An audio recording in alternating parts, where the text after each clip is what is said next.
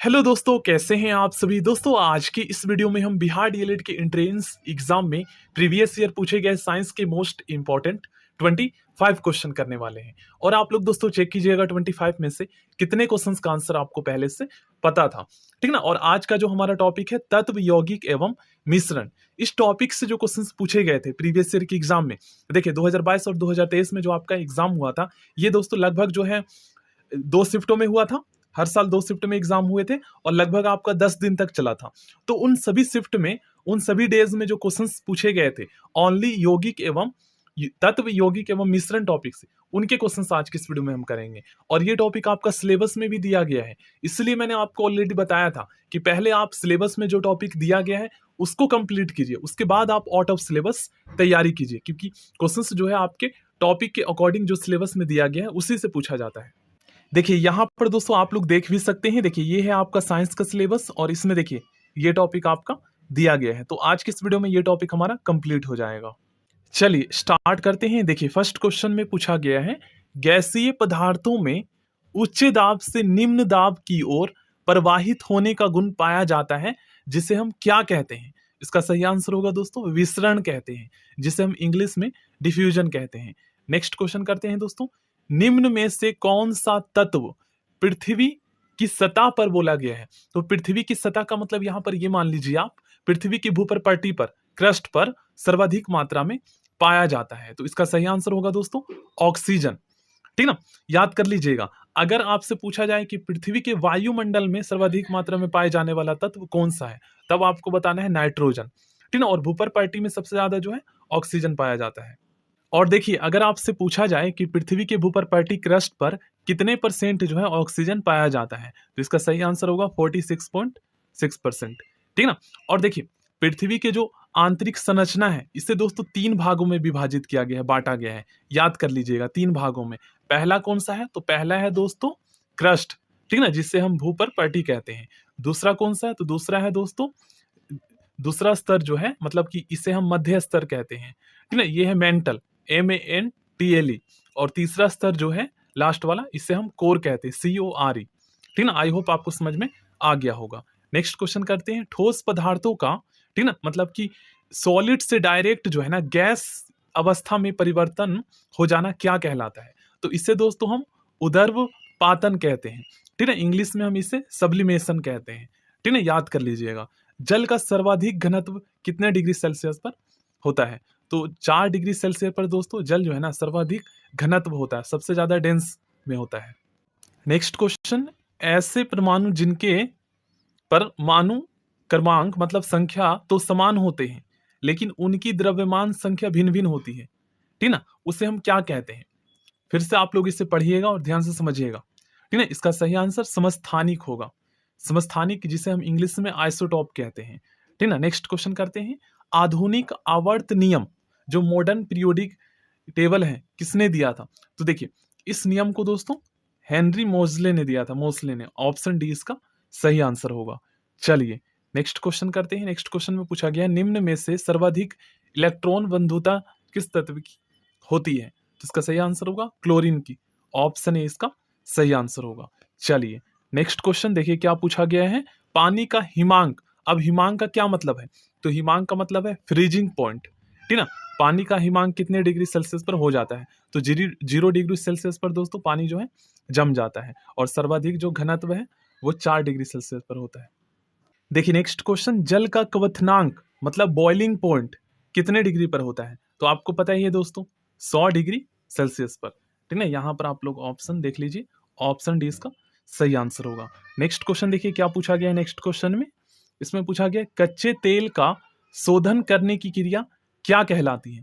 मतलब शोधन का मतलब ये है कि उसको जो है ना प्यूरिफाई करना, ठीक ना, ये पूछा गया है। तो इस प्रक्रिया को हम क्या कहते हैं दोस्तों, आसवन कहते हैं, ठीक ना। चलिए नेक्स्ट क्वेश्चन, जब दो परमाणुओं के मध्य एक एक इलेक्ट्रॉन के साझे से बंध बनता है तो उपरोक्त बंध क्या कहलाता है।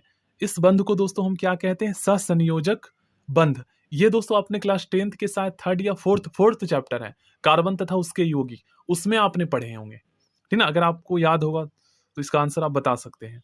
चलिए नेक्स्ट क्वेश्चन करते हैं, जल के अणुओं का बनना उदाहरण है, किसका उदाहरण है? तो इसका सही आंसर होगा दोस्तों ऑप्शन बी, सहसंयोजक बंध का। नेक्स्ट क्वेश्चन, ओजोन के अणु में पाया जाने वाला बंध क्या है? तो ओजोन के जो अणु होते हैं दोस्तों, इसमें पाया जाने वाला जो बंध होता है, ये होता है दोस्तों उप सहसंयोजक बंध होते हैं, ठीक ना। NaCl मतलब कि सोडियम क्लोराइड में पाए जाने वाला बंध कौन सा है इनमें से? इसका सही आंसर होगा दोस्तों वैद्युत संयोजक बंध होते हैं। नेक्स्ट क्वेश्चन देखिए क्या पूछा गया है, निम्न में से कुलाइड विलयन का उदाहरण कौन सा है? इसका सही आंसर होगा दोस्तों उक्त सभी, ठीक है ना, ये सभी जो है ये कुलाइड विलयन के अंतर्गत आता है। वायु है एक, वायु क्या है? यौगिक है, मिश्रण है, अधातु है या तत्व है?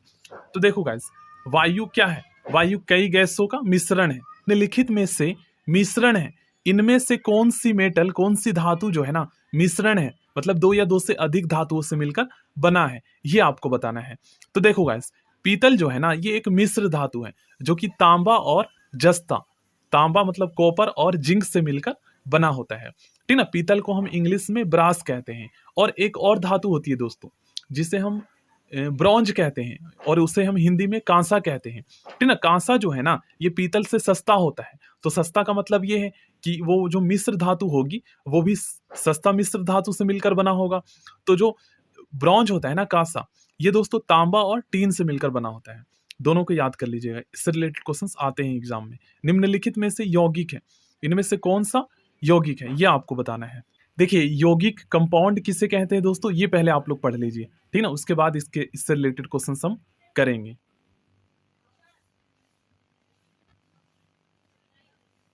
नेक्स्ट क्वेश्चन, निम्नलिखित में से यौगिक है कौन सा कंपाउंड है? इसका सही आंसर होगा दोस्तों ऑप्शन सी, शक्कर। द्रव धातु लिक्विड मेटल किसे कहा जाता है? इसका सही आंसर होगा दोस्तों पारा को, ठीक ना। ऐसे दोस्तों देखिए, कमरे के ताप पर, कमरे का जो सामान्य तापमान होता है उस पर जो है ना मरकरी और ब्रोमीन दोनों ही जो है लिक्विड फॉर्म में पाया जाता है, लेकिन जो सबसे ज्यादा अप्रोप्रिएट है वो है मरकरी, इसे हम द्रव धातु कहते हैं। एक अशुद्ध कार्बनिक द्रव का, लिक्विड का क्वथनांक, बॉइलिंग पॉइंट जिस पर वह उबलता है, ठीक ना, उसी शुद्ध कार्बनिक द्रव के क्वथनांक से कम होता है या अधिक होता है, ये आपको बताना है। तो यहां पर आप लोग ध्यान से समझिएगा। देखिए दोस्तों, जब किसी लिक्विड में अशुद्धियां मिला दी जाती है ना, तो उसका जो बॉइलिंग पॉइंट होता है जिस पर वो उबलता है वो दोस्तों कम हो जाता है। जब किसी लिक्विड में अशुद्धियां आप मिला देंगे तो वो जो है मतलब कि जल्दी ही उबलने लग जाएगा। लेकिन दोस्तों अगर वो शुद्ध है तो ऐसे में वो लिक्विड जो है ज्यादा टाइम लगाएगा उबलने में, ठीक ना, उसका बॉइलिंग पॉइंट ज्यादा होगा। जैसे डिग्री में जैसे 95 होता है, 100 होता है, तो वो 100 मतलब कि बढ़ जाएगा, ठीक ना। नेक्स्ट क्वेश्चन, यौगिकों को संकेतात्मक रूप से प्रकट करने के लिए प्रतीकों को समूह के रूप में लिखा जाता है, इसे क्या कहते हैं? इसे दोस्तों ऑप्शन सी इसका सही आंसर होगा अनुसूत्र कहते हैं। कपड़े धोने का सोडा का रासायनिक नाम क्या है? ये इस क्वेश्चन में पूछा गया है। तो इससे पहले वाली क्लासेस में दोस्तों मैंने आपको पढ़ाया था कि सोडियम कार्बोनेट। चलिए नेक्स्ट क्वेश्चन करते हैं, कपड़े धोने का सोडा का रासायनिक नाम क्या होता है? दोस्तों कपड़े धोने का सोडा का रासायनिक नाम जो है ना ये होता है सोडियम कार्बोनेट। और अगर आपसे पूछा जाए दोस्तों कि बेकिंग सोडा, खाने के सोडा का रासायनिक नाम क्या होता है, तो सोडियम बाई कार्बोनेट आपको बताना है, ठीक ना। नेक्स्ट क्वेश्चन, किसी इलेक्ट्रॉन की ऊर्जा कब अधिकतम होती है? क्वेश्चन को समझिए, किसी इलेक्ट्रॉन की ऊर्जा कब अधिकतम होती है ये पूछा गया है। जब दोस्तों ये नाभिक से अनंत दूरी पर होता है, जब इलेक्ट्रॉन नाभिक से अधिक मतलब कि अनंत दूरी पर होता है तभी दोस्तों किसी इलेक्ट्रॉन की ऊर्जा अधिकतम होती है, याद कर लीजिएगा। नेक्स्ट क्वेश्चन, निम्न में से कौन सी गैस मानव के लिए जहरीली है? इसका सही आंसर होगा दोस्तों ओजोन, ठीक है ना, जिसका रासायनिक सूत्र होता है O3, याद कर लीजिएगा। बहुत सारे स्टूडेंट जो है ना जिन्हें नहीं पता होता है वो कार्बन डाइऑक्साइड लगाकर चले आते हैं, जैसे उन्हें लगता है ये भी तो होता ही है जहरील, लेकिन यहाँ पर इसका सही आंसर होगा O3, ठीक है ना, ओजोन। निम्न में से कौन सा टंगस्टन का प्रतीक है? मोस्ट इंपॉर्टेंट क्वेश्चन है ये, तो इसका सही आंसर होगा ऑप्शन सी। और देखिए दोस्तों, अगर आपसे एग्जाम में पूछा जाए कि मतलब पृथ्वी पर सबसे मतलब जो है ना कठोर धातु कौन सी होती है या सबसे अधिक उच्च गलनांक वाली धातु कौन सी होती है? तो उसका नाम है दोस्तों टंगस्टन। ठीक ना? इसका गलनांक बहुत ही ज्यादा होता है, मतलब ये जो मेल्ट है ना, काफी ज्यादा मतलब कि जो है ऊष्मा पर होता है। इसलिए दोस्तों टंगस्टन धातु का जो है ना यूज बिजली के बल्ब के एज अ फिलामेंट मतलब कि तंतु के रूप में किया जाता है, क्योंकि ये जल्दी नहीं गलता, बहुत ज्यादा कठोर होता है, सबसे ज्यादा कठोर धातु है ये पृथ्वी पर। ठीक है, और सबसे ज्यादा उच्च गलनांक वाला धातु है, क्योंकि ये जल्दी मेल्ट नहीं होता, इसलिए इसका प्रयोग किया जाता है। आई होप आपको समझ में आया होगा। नेक्स्ट